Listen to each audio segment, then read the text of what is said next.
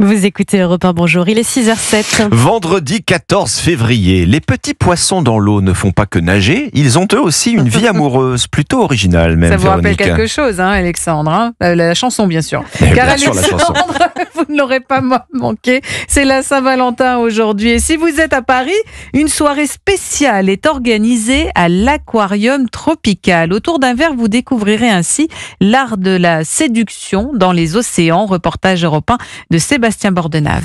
L'aquarium tropical du Palais de la Porte Dorée à Paris est toujours gratuit pour les moins de 26 ans.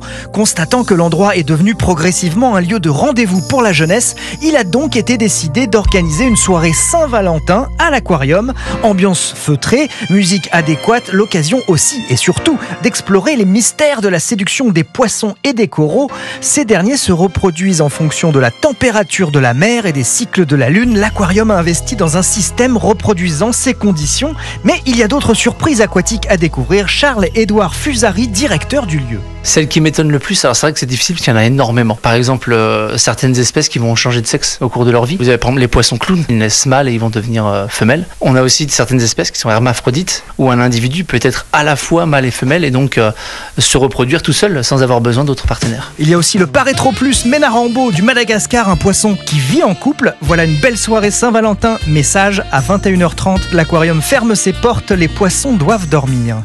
Ça fait court la soirée, 21h30 quand même, hein, pour la Oui, un petit peu. Saint-Valentin.